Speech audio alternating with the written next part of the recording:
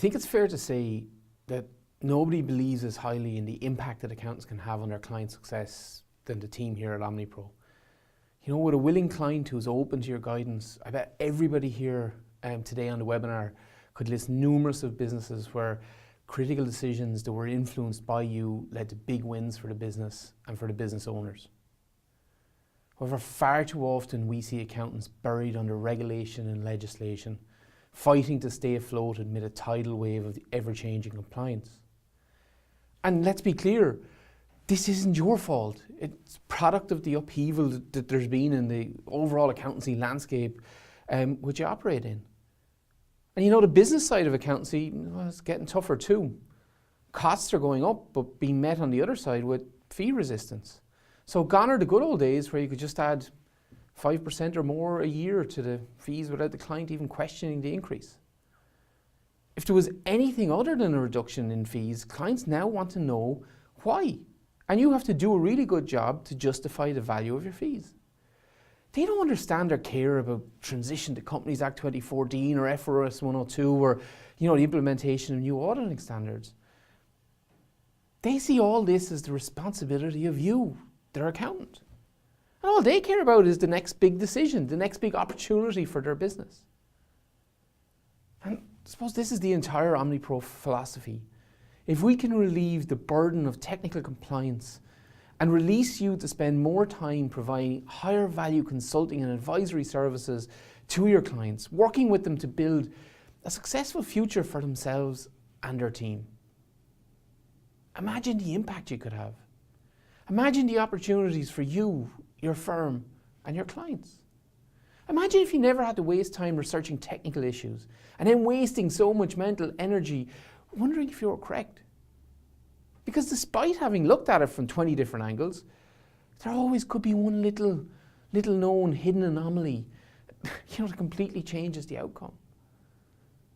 Now imagine what you could do with that time and the headspace if you had time and knowledge to provide services on an entirely new level to your clients, safe in the knowledge that you're backed by a team of industry experts who are never more than a phone call or email away. Hi, I'm Micheál O'Neill, and you're very welcome to Webinar 2 of the KnowledgeHUB webinar series. We released the first module of the webinar series yesterday, and I went down an absolute treat. We had hundreds of accountants online with us, and the feedback was fantastic.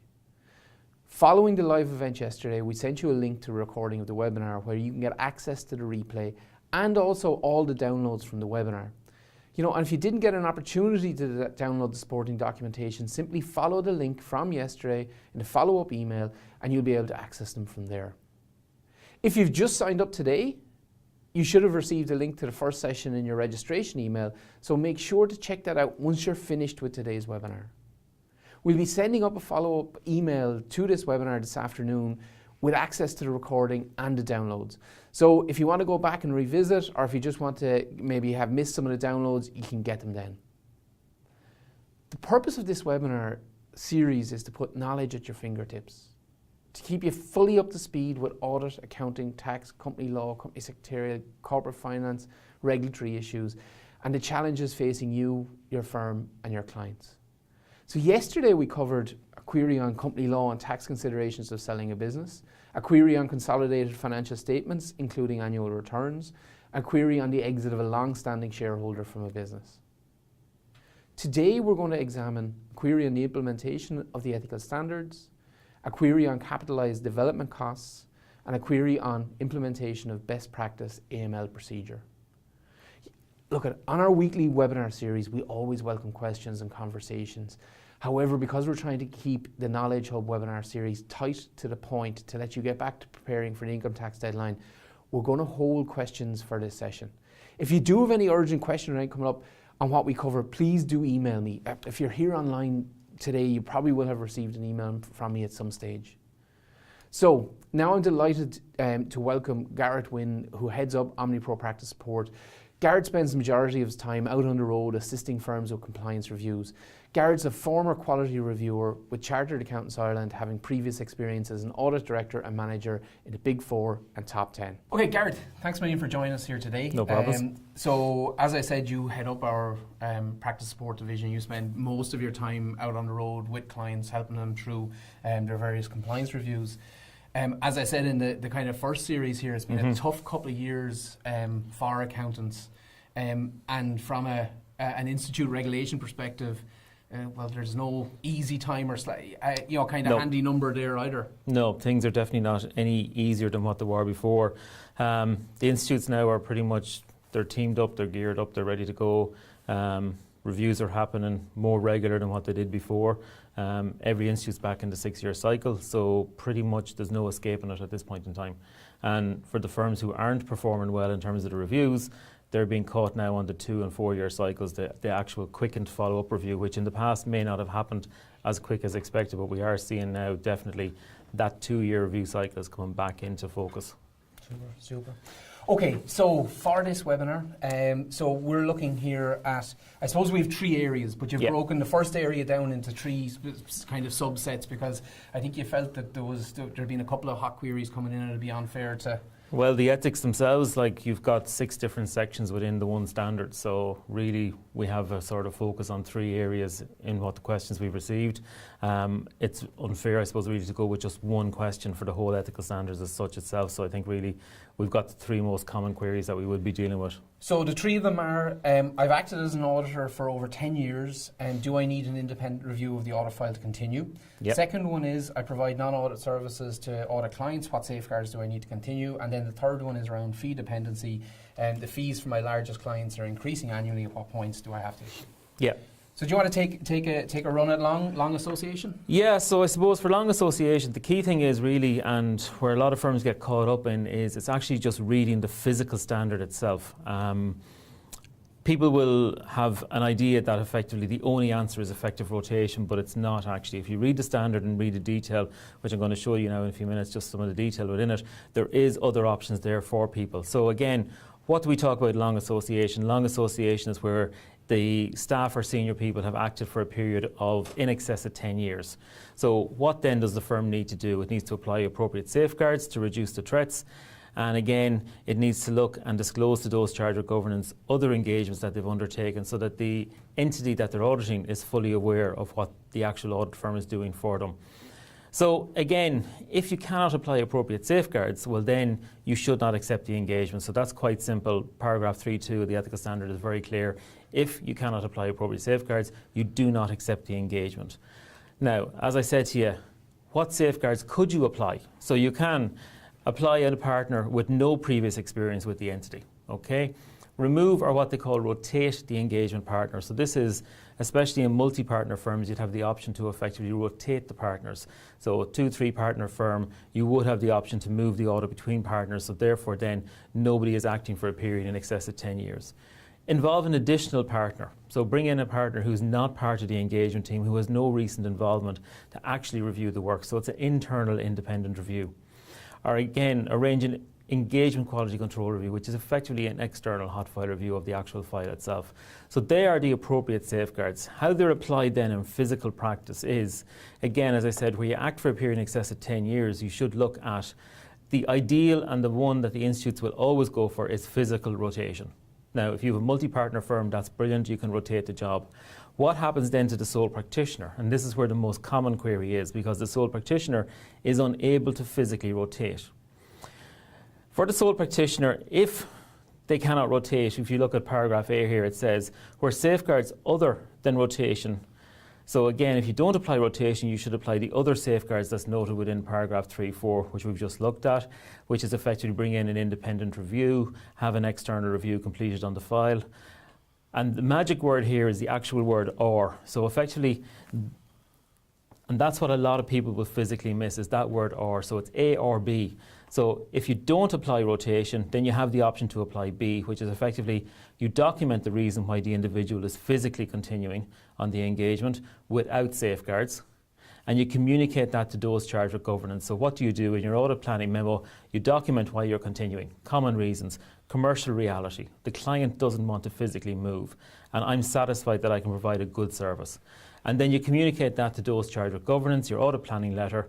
You extend your audit planning letter and say that effectively in accordance with our Institute's ethical guidance, we must communicate that we've acted for a period in excess of 10 years. And that's it. So for a sole practitioner, that's where we have the most common query is effectively, what do I do? I'm a sole practitioner, I can't physically rotate the engagement. It is important to remember it's A or B, so it allows you the option to continue as a sole practitioner. I suppose the other areas then within the ethical standards, one of the most common ones is fee dependency, and it looks at, I suppose, where the fees are increasing. Now what we have to remember here is we're talking about the fees from audit and non-audit services. So if I'm doing payroll for the client, if I'm doing COSEC work, if I'm doing tax work, the actual fee dependency is calculated on the basis of all fees. So it's literally taking your total audit fee, non-audit fee, and then assessing that against the gross fee income of the firm. Very simply, if we're above 15% on a recurring basis, then we should no longer physically act for that client. We should resign from the engagement and no longer act in terms of the audit itself. We are okay to continue to do the non-audit, but we should get rid of the actual audit itself. Now, recurring, what do people mean by recurring? Recurring is effectively, it's not a one-off in 1 year, and in fact, you'll get away with 2 years. But when you go into the physical third year and your fees are above 15% again in that third year, then it will be questioned as to why you haven't physically resigned from that client. So you can explain 1 year, you can explain 2 years, but definitely not the third. So if you are in a recurring basis, you should not act where the fees are greater than 15%.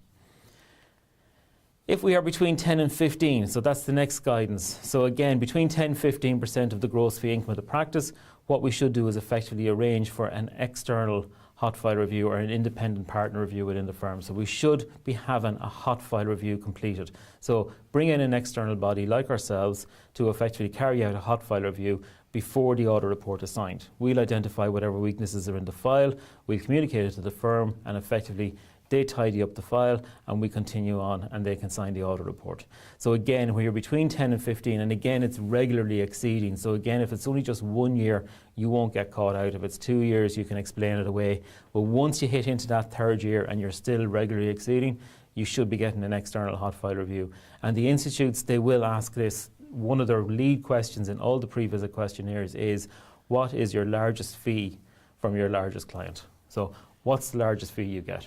And that's probably going to disproportionately impact your sole practitioners to the kind of smaller firms. Practically, have you seen, and I don't mean any way around this, but have you, because I would imagine a lot of clients, if the audit moves, a lot of the other work is going to move. Have you seen where people can come to arrangements on it, to come some sort of mutually beneficial arrangement? Or I have seen situations where the audit has physically moved. So you could have two practices near enough locality, or two friends who are running two practices, and effectively one will help the other out. They'll move the audit, but they'll keep the non-audit work. So I had an example, I remember years ago when I was a physical reviewer with the institutes, and one of the practices I visited, their largest fee was 40% of the gross income from one client. So they were doing audit, non-audit, they did everything. They were very much reliant on one client. But the actual audit income was only 2%. Of the gross income. So they held the non-audit work and they passed off the audit to another firm. So the other firm took that. In that situation then, they were doing non-audit work. The ethical standard didn't apply because it wasn't an audit, so therefore the fee dependency was no longer an issue. So they were able to continue on even at 38% of their income from one client, and they were able to continue on without any safeguards. Yeah, probably does raise questions about their business model. It's slightly different, but that's for well, when you're a sole practitioner and you're on your own, you have no option but to keep going.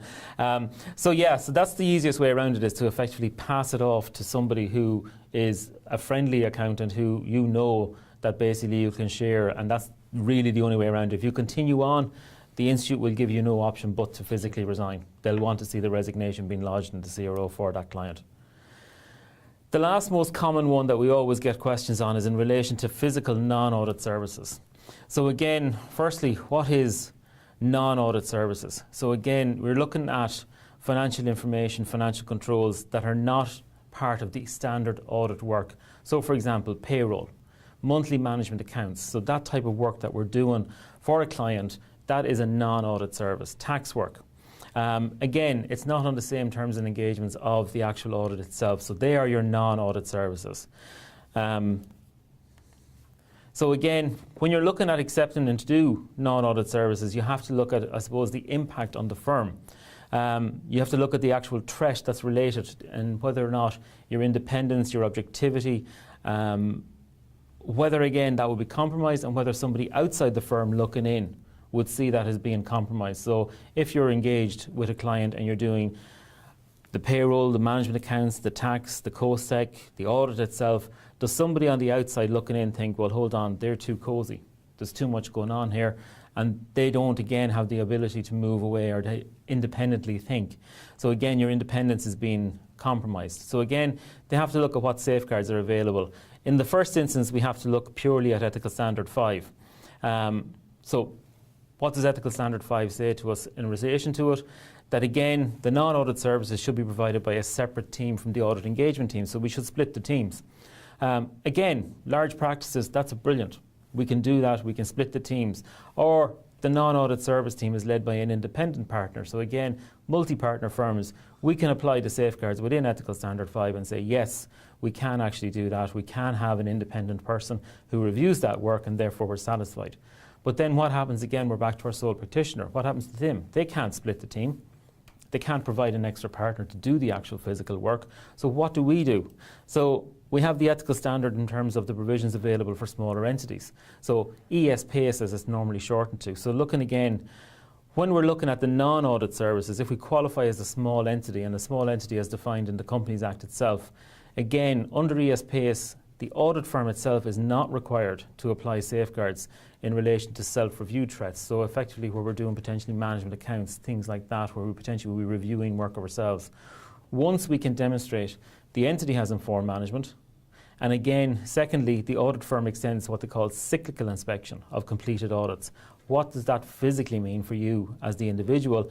It means that on an annual basis, as part of your annual compliance review, you should be getting at least one file, cold file reviewed, which is subject to the provisions of ESPACE.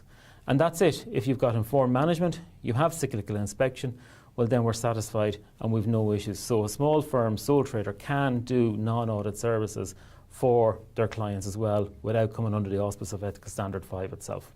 Super.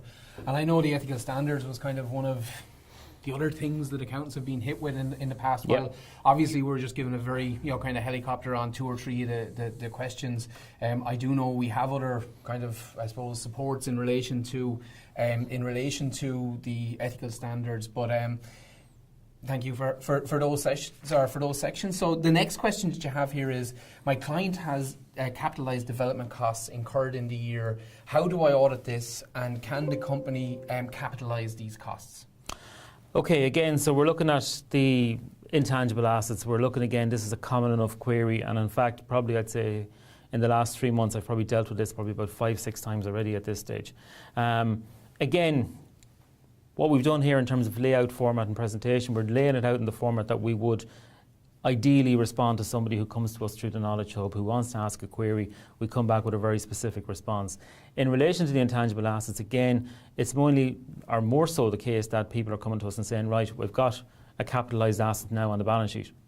What do I do? And potentially, I haven't dealt with this before. How do I actually go about actually auditing this? How am I satisfied that this can stay as an asset and not be physically written off? So again, we have different options when we actually physically look at this. So again, in terms of how we would lay this out if we were responding to you as a member of the KnowledgeHUB itself, the first thing we're going to deal with is actually summarise the physical issue, okay? So again, what we've been requested to do, advise on the following for Accountants Limited. So again, we've capitalised a significant portion of development costs on a new product line in the year. So again, this is something new and a new area for the audit firm themselves. So they acquire an opinion as to whether or not the capitalisation is correct and what audit work they physically need to do. So again, in this situation, our basis of reference is always going to be FRS 102. It is the main driver, Section 18, and it again looks at the different, so the different sections presented then, we pull those out for you as part of the response. So 18.2 sets out what is an intangible asset. 18.4 sets out what is the actual physical recognition criteria, and then it sets out again we only will recognize an intangible whether it's probable there's future economic benefits and the cost can be measured. So again, it sets out the basic criteria for what an intangible physically is. We haven't actually gone into the actual realm of development costs at this point. So then we need to determine whether or not this is research or development. If it's research, it's written off in the year. If it's development, we can capitalize it. So again, 18.8e summarizes that and says, yes, research costs must be written off in the year. And again, 18.8h is the key principal one that we're looking at. So again, in respect of that, we have to look at the intangible, we have to look at the development costs, and we have to say, right, if we are to capitalise those development costs, what do we physically need to demonstrate? And it sets out a series of questions. So it sets out the technical feasibility, it sets out the intention to complete the intangible asset for use or sale, it looks at the ability to use the asset, it looks at how the asset will actually generate probable future economic benefits. It looks at the availability of adequate technical, financial and other resources to complete. And again, you have to look at the ability to measure reliability, the expenditure. Now, I'm going to go through these in more detail to explain how you would deal with each one of those in turn. But the standard sets out the criteria. You effectively have to apply that criteria. So, if we then look at the actual response. So, firstly, what should the firm do? They should gain an understanding of the expenditure. So this is, again, you talk to the client, you ask the client, please present me a summary of the expenditure incurred. So they'll present you a summary of expenditure incurred. They'll identify the suppliers, they'll identify the costs, they'll identify effectively whether it's an internal cost or an external cost. So again, in certain situations, we would have payroll costs that would be lumped into effectively development expenditure. So again, first thing we need to identify whether it meets the basic definition. So again, we're satisfied that the incurred expenditure meets the basic definition. So it is capable of being separated from the entity and it can be sold in its own right. So then what then does the firm need to do? They need to look, as I said, at the recognition criteria, and this is where really they have to sit down and think, how do I actually assess this? So we've got, as I said, various elements, the technical feasibility. So again, in a lot of these situations, you're going to be reliant on the actual client and the company themselves to present information to you. We are not technical experts. Somebody presents a new computer software program as a development cost on their balance sheet. We are not computer technicians. We are not going to have a clue. Okay, fair enough. But we are required to ask for a technical report and a technical feasibility report.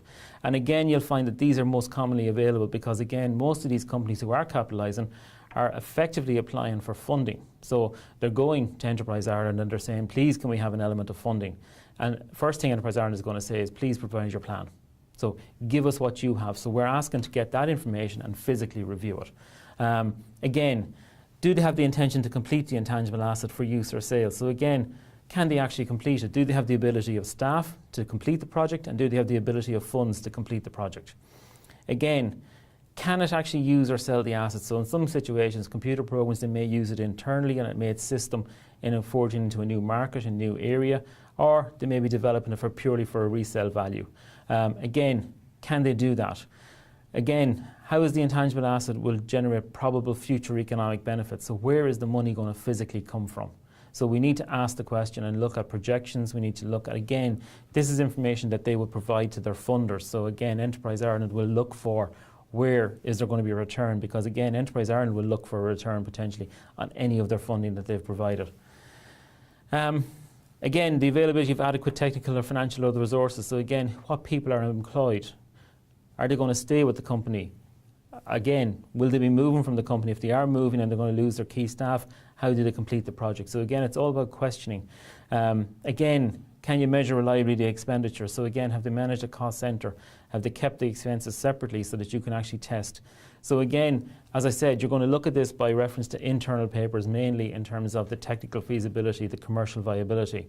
In respect of that, then, you then need to examine the assumptions within those plans and see, do they make sense?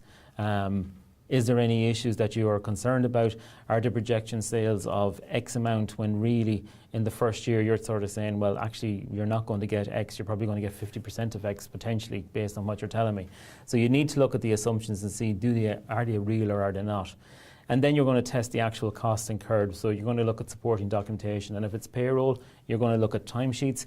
If it's actual costs, you're going to look at the actual supporting invoices. Once you're satisfied that the expenditure then demonstrates that you have an intangible, then you're happy to capitalise it. And then the final part that we would always deal in our responses to firms is we look at the disclosures. So what should be disclosed? So if you have an intangible asset, again, this is taken directly from the standard. It says within your actual note to the accounts, you should identify the useful life or the amortization rate that's going to be used. The reasons then for choosing that period. So again, it could be 2 years, 3 years, 5 years, 10 years. Why are you choosing that period? The amortization method that's used, so it's straight line or reducing balance. The carrying amount at the start and any accumulated amortization, and reconcile that to the closing amounts at the end of the period. Again, this is where most firms will miss the line item where in the statement of comprehensive income that you should actually identify where the actual amortization is being charged. Most firms will physically miss that and forget it. So again, I suppose the good thing with the KnowledgeHUB response is that we cover all points so that you don't miss a point. And then again, the reconciliation of the carrying amounts at the beginning of the end of the period. Again, you should also have disclosed the aggregate amount of R&D expenditure that's recognised and expensed during the period. So maybe not all expenditure has been capitalised in the period and an element has been written off.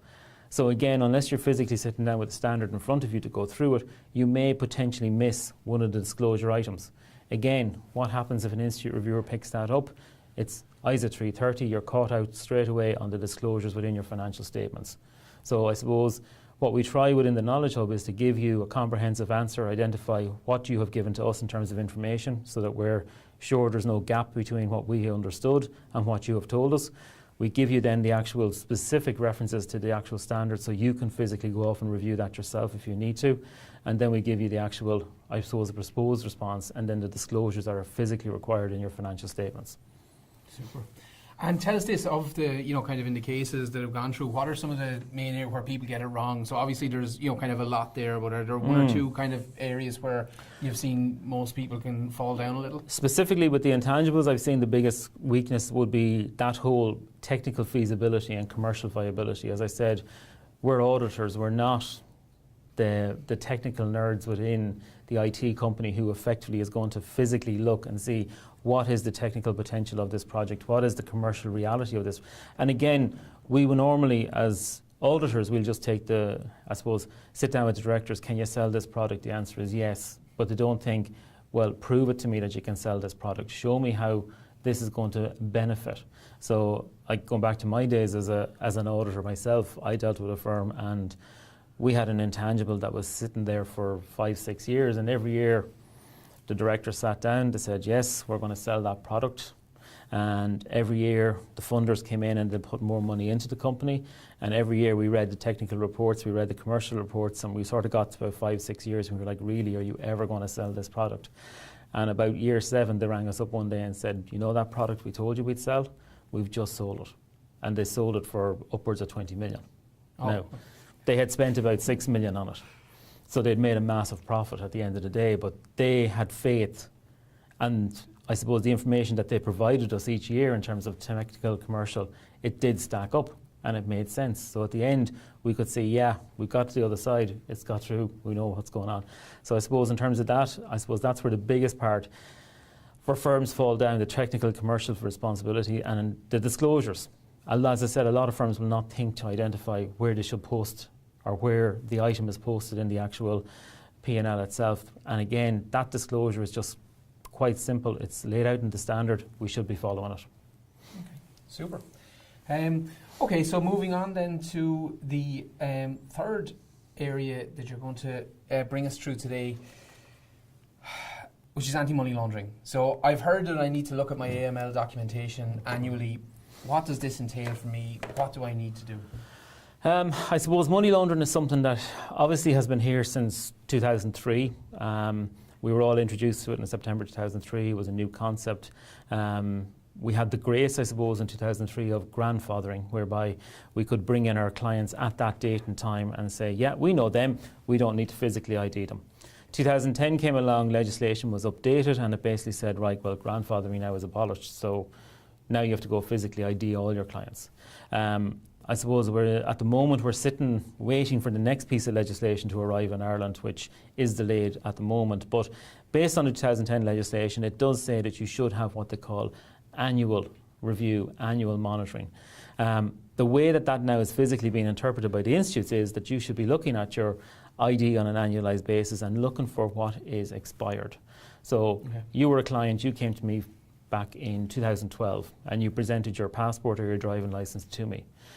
Your passport and driving licence expired in 2014. Now I'm sitting here in 2018 and I actually have expired ID on file for you. That is technically a breach. So in the money laundering reviews that are happening, that is being pulled out. So for the question itself, what do I need to do? You need to physically now take your client listing, go back through it now and see what is expired in terms of ID. Now, the common question I get is, well, I had a driving licence in 2012, I handed that to you. I have a driving licence in 2015, I hand that to you, the picture's the same, the address is the same, it's the same person, why do you need a new one? I didn't write the rules. That's the problem. So the rules are that you should have an up-to-date, valid ID on file. So you should have it. So again, what firms need to do now is literally go back to their client list, start going through and seeing where the expiration dates are and start literally potentially the process. I was with a firm 2 weeks ago and I suppose at this stage 60-70% of their information has expired. So they are now literally starting the process now for the next 3 months to literally bring that 60-70% back into actual valid IDs so that going forward they can actually keep a check on it on an annualised basis to see which ones are actually expiring in that year. Yeah, and I know from our own internal experience, obviously we're in a slightly different position, but from corporate consultants, company formations perspective, 9 times out of 10 we look to find the shortcuts and we'll normally find the shortcuts and we'll kind of find the best way of doing things, but we've had to go through this pain. We've had to go through and follow step by step, and it might seem over the top and unfair, but it kind of is what it is, and you have to... Well, in Ireland you basically have the Department of Justice, who is the overall body in this area. So while they have delegated authority to institutes to effectively go and do this work, they do check the institutes. And they check the institutes, we're now 2018, they checked the institutes in about early 2017. And really in mid-2017 they issued a report which was not any way flattering in respect of what was being done and where the potential gaps were. And I suppose since that report was issued, we have seen a heightened emphasis from the institute reviewers. If I went back 5 years ago and I had an institute review, money laundering, they'd ask me 1, 2, 3 stable questions in the opening meeting. I'd answer those questions, I'd give them a manual, and I'd give them 1 or 2 examples. Now we're seeing the questions are more intrusive. The questions in respect of being intrusive, they're looking at your client list, they're saying, right, who are your cash clients? Where is the potential risk within your actual client base? They want to know. And now the idea of looking at 1 or 2 is just absurd idea. They're now looking, I've seen one monitoring visit where they looked at 20 examples.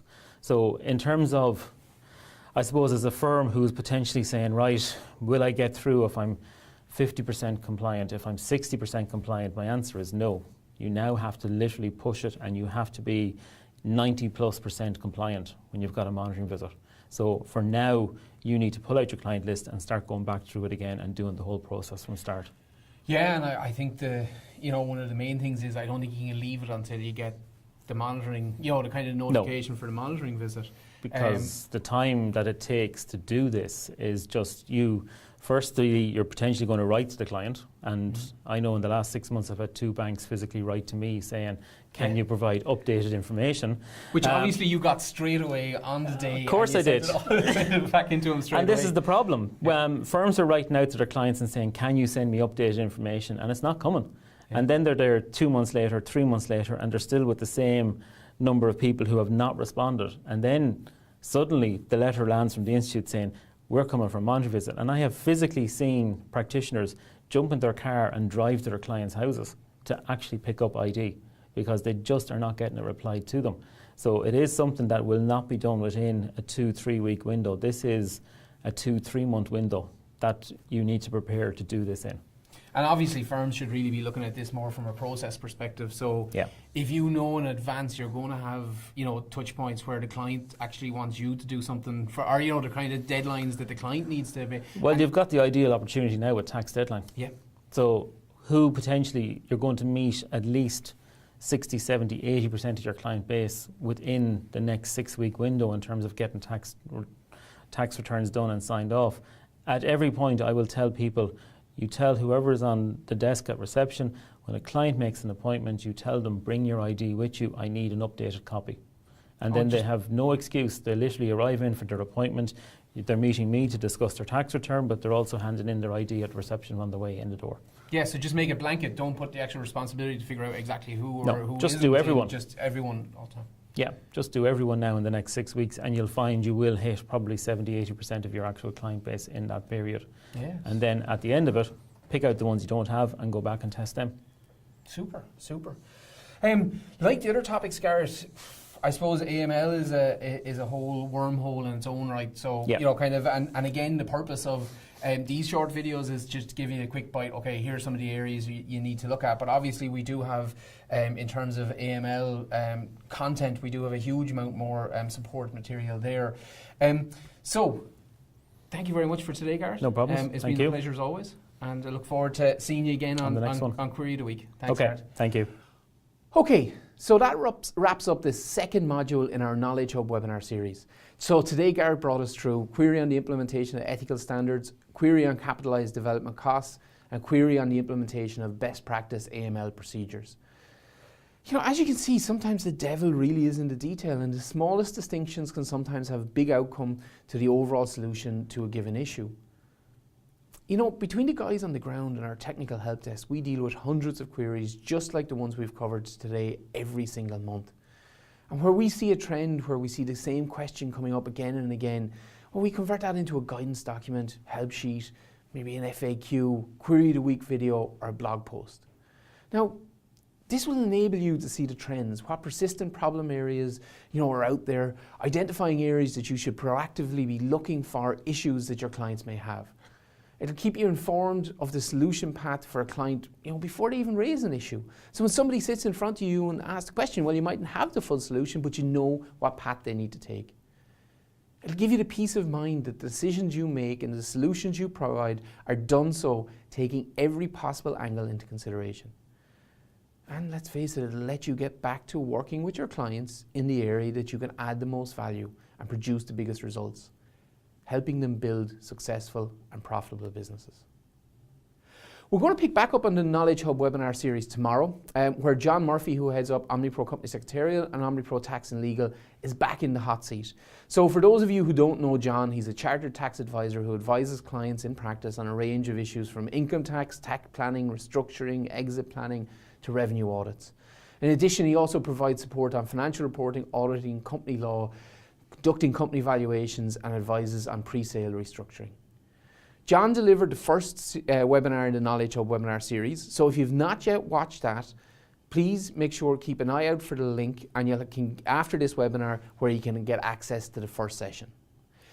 In the webinar tomorrow, John is going to examine the following queries: a query on the valuation of a business, a query on the transfer of shares to family members, and a query on the accounting treatment of bank debt restructuring under FRS 102.